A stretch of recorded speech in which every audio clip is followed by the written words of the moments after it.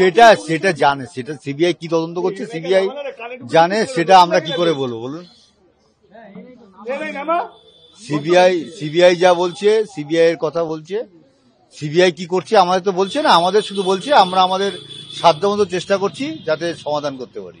গতকাল যে ছাত্রদের সঙ্গে বৈঠক হলো জুনিয়র ডাক্তারদের, তাতে দেখা গেল বিনীত গোয়েলকে সরানো হলো, ডিসি নর্থকে সরানো হলো। এই ব্যাপারে আমি একটাই কথা বলবো, যারা যারা এই আমার মেয়ের হত্যার সম্বন্ধে জড়িত আছে তারা উপযুক্ত পরোক্ষভাবে যারা জড়িত আছে তারা শাস্তি পায়। যারা প্রমাণ লোপাটের জন্য যারা জড়িত সবাই যেন তদন্তের আওতায় আসে এবং সবাইকে যেন শাস্তি পায়। সেটা দেখতেই পাচ্ছেন আপনারা, কারা আস্তে আস্তে বেরোবে ক্রমশ প্রকাশ, এগুলো তাড়াতাড়ি জানার চেষ্টা করলে কি করে হবে। তারপরে আজকে জয়েন্ট সিপি, তাই তো?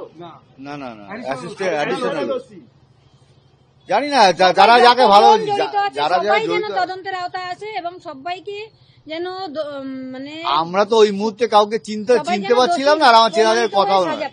কিন্তু দেখা যাচ্ছে আজকে সিবিআই যেটা শিয়ালদা করে বলেছে যে টালা থানার ওসি সঞ্জয় রায়ের সঙ্গে যোগাযোগ করছিল, তার সঞ্জয় রায়কে কি ওসি পাঠিয়েছিল? তাহলে সেটা এখন এটা কি করে জানবো, এটা সিবিআই তদন্ত করে দেখছে, অবশ্যই তার সঠিক রাস্তা দেখছে। জুনিয়র ডাক্তাররা এখনো সিদ্ধান্ত নেয়নি, আপনারা কি চাইছেন যে তারা আন্দোলন তুলে নি? না না, এটা এই ব্যাপারেও আমরা কিছু বলবো না, ওদের উপর পূর্ণ আমাদের আস্থা আছে এবং তাদের আমরা তো নিজেদের ছেলে মেয়ের মতনই মনে করছি। এই যে কষ্ট করে তারা যে বিচারের জন্য রাস্তায় বসে আছে, ঠিক আছে, দেখলে আমাদেরই কষ্ট লাগে। আজকে আপনারা বিনীত গোয়েলের ভূমিকা নিয়ে প্রশ্ন তুলেছেন, আজকে সেগুলোই তো রাজ্য সরকার ঘুরপথে মান্যতা দিল, পিছু উঠলো রাজ্য সরকার, এটা কি বলবেন যে প্রাথমিক জয় এটা?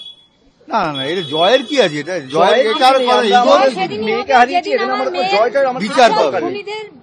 মানে ধরা যাবে এবং বিচার পাবে, বিচার হবে, সেদিনই জয় হবে, সেদিন আমাদের জয়।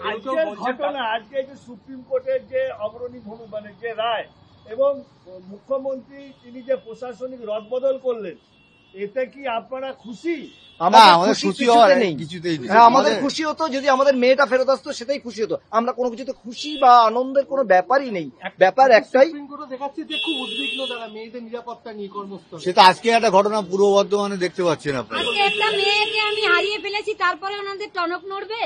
ওনারা যদি 2021 সালে যখন সন্দীপ ঘোষের বিরুদ্ধে অনেক অভিযোগ ছিল, তখন যদি মুখ্যমন্ত্রী এই পদক্ষেপটা নিতেন, আজকে আমার গোল ফাঁকা হতো না, আমার মেয়েটা হারিয়ে যেত না।